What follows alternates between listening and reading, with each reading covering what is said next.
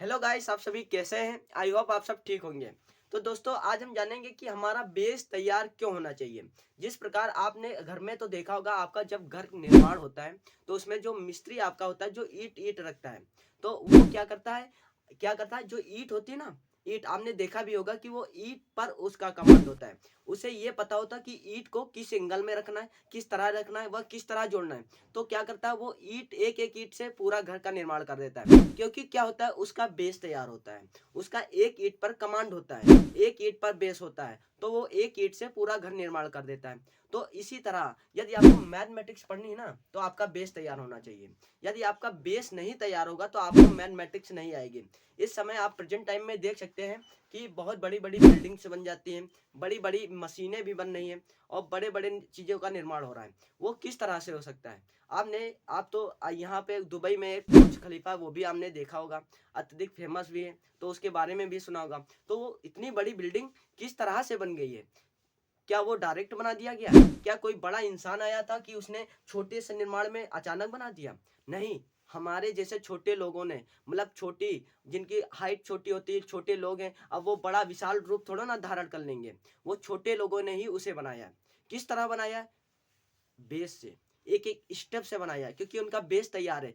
एक बेस को, एक ईंट को रखा है। जिस प्रकार घर को बनाते हैं, को एक ईंट पर कमांड होता है, उसी तरह उनके एक मंजिल, एक-एक पॉइंट पर कमांड होता है। वो उसी तरह बनाते चले जाते हैं, तो क्या हो जाता है, बिल्डिंग्स का निर्माण हो जाता है, मशीनों का निर्माण हो जाता है। तो इसी तरह यदि दोस्तों मैथमेटिक्स को क्लियर करना है ना, तो आपका बेस तैयार होना चाहिए। यदि आपका बेस तैयार नहीं होगा, तो आपको मैथमेटिक्स समझ में नहीं आएगी।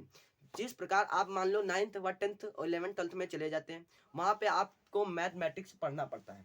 तो आप क्या करते हैं, जब मैथमेटिक्स पढ़ना पड़ता है तो आपको समझ में नहीं आता, क्योंकि आपका बेस नहीं तैयार होता है। तो वहाँ पे क्या करना पड़ता है, आप सोचते हैं कि यार मुझे पहले से पढ़ना पड़ेगा बेस से, वरना मुझे यहाँ पे नहीं समझ में आएगा। तो क्या करते हैं, आपका 2 जगह माइंड डाइवर्ट हो जाता है, कि एक तो हमें पढ़ना पड़ेगा, और दूसरा यदि हम पढ़ने बैठेंगे बेसिक से तो हमारा इंटर छूट जाएगा। तो इस तरह आपके साथ ना हो, तो आपको पहले से ही बेसिक तैयार कर लेना है। बेसिक क्या होता है, जिस प्रकार आपको कमांड होना चाहिए छोटी-छोटी चीज़ों पर, जैसे कि हमारा मल्टीप्लाई हो गया, ऐड हो गया, जोड़ हो गया, स्क्वायर हो गया, रूट हो गया, और एलसीएम, एचसीएफ, इन सभी पर बेस तैयार होना चाहिए। आपका इतना अधिक कमांड होना चाहिए कि आप चुटकियों में उसे हल कर दें। तभी आप 9th 10th 11th 12th की मैथमेटिक्स को क्लियर कर पाएँगे।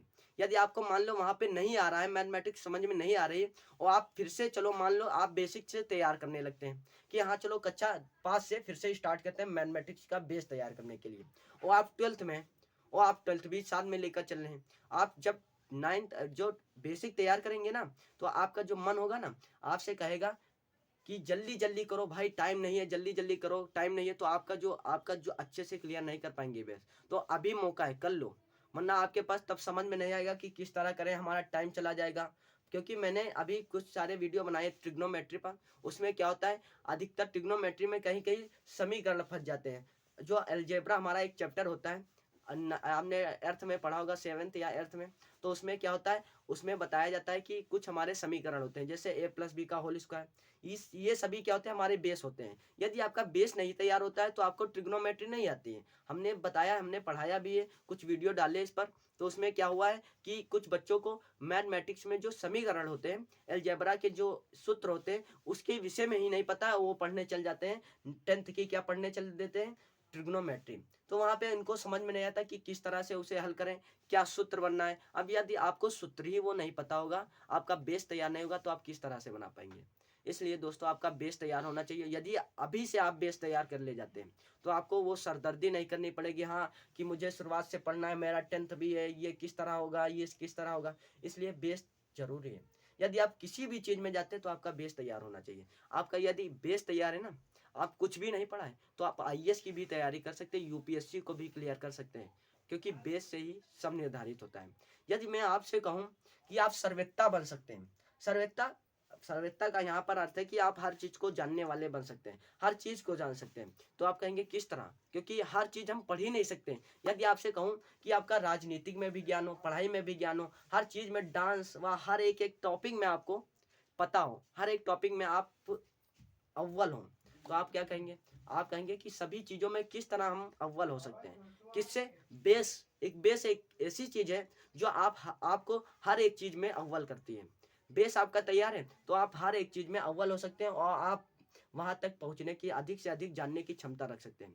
तो बेस हमें यह सिखाता है कि यदि हमारा अच्छा बेस तैयार होगा ना, तो आप अव्वल बन सकते हैं, हर एक चीज़ को कमांड कर सकते हैं। तो इसलिए आपको सूक्ष्म ज्ञान होना चाहिए। यदि आप राजनीतिक में भी जाते हैं ना, तो आपको बेस तैयार होना चाहिए। यदि बेस तैयार नहीं है तो आप कोई भी काम नहीं कर सकते हैं। यदि आप बेस नहीं तैयार करते हैं तो आपको ऐसी चोट लगेगी तो जो आप संभाल भी नहीं पाएंगे।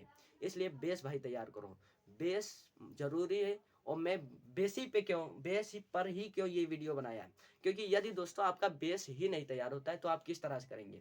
तो सबसे पहले आपको सूक्ष्म ज्ञान होना चाहिए। सूक्ष्म ज्ञान, छोटी छोटी चीजें पता होनी चाहिए, तभी बड़ी चीज आप कर पाएंगे। आपको तो ये तो पता ही होगा। तो अब मैंने उदाहरण भी आपको दिया है कि घर बनाते हैं तो आपको एक ईंट पर कमांड होता है, तभी वो पूरा घर बना पाता है। यदि मान लो उसके एक ईंट रखनी ही नहीं आती कि किस एंगल में रखना है, किस तरह रखना है, तो वो किस तरह जोड़ना है, तो वो क्या घर बना पाएगा? नहीं, खराब शराब घर में हो जाएगा, वो बना ही नहीं पाएगा पहली बात तो। इसी तरह यदि आपको मैथमेटिक्स में फार्मूले ही नहीं रखने आते हैं, स्टेप ही नहीं पता है अगला, तो आप क्या कर पाएंगे हल? नहीं करेंगे। और यदि आप करने भी चल देते हैं बार बार, एक ये वाला सूत्र रख के देख लिया, एक ये वाला फार्मूला रख के देख लिया, तो इस तरह आपकी जिंदगी बीत जाएगी, आप कभी उसका आंसर नहीं निकाल पाएंगे। इस तरह आपको यदि अच्छे से क्लियर करना है मेरे भाई, तो सूक्ष्म चीजों का पता होना आवश्यक है। तो फिर मिलेंगे इसके नेक्स्ट वीडियो में और जानेंगे कि इस पर मैं आपको कुछ वीडियो बना के लाऊंगा बेस पर। आपको क्या करना है, यदि आप 9th 10th 11th 12th में आपका पढ़ने का मन नहीं कर रहा है कि बेस फिर से तैयार करना पड़ेगा, यदि मैं शुरुआत से फिर से पढ़ूं तो क्या होगा, मेरा 12th व 11th 12th में किस तरह मैथमेटिक्स होगी। तो आपको क्या करना है, आपको कुछ नहीं करना है, मैं कुछ वीडियो आपके साथ लाऊंगा बेस पर। आपको क्या करना है, उन्हें सिर्फ देखना है और लिखना है, समझना है। आपका बेस उसी में तैयार हो जाएगा, वो अधिक बड़ा नहीं होगा। आपको बस समझना है, जो आपका टाइम बर्बाद हो रहा है उसमें ही उसे देखना है, जिससे आपका जो बेस हो वो क्लियर हो जाए। और जो कुछ वन शॉट वीडियो भी लाएंगे उस पर, जिससे आपका बेस अच्छा क्लियर हो जाए, आपको 9th व 10th में कोई दिक्कत ना हो मैथमेटिक्स में। तो मैथमेटिक्स के ही वीडियो लाएंगे। तो इसी के साथ वीडियो को एंड करते हैं, फिर मिलेंगे नेक्स्ट वीडियो में एक बेसिक वीडियो के साथ, मैथमेटिक्स के बेस के साथ। तो यदि आपको यह वीडियो अच्छा लगा है तो चैनल को सब्सक्राइब कीजिए, लाइक कीजिए, शेयर कीजिए। फिर मिलेंगे नेक्स्ट वीडियो में धमाके के साथ। तब तक के लिए जय हिंद, जय भारत।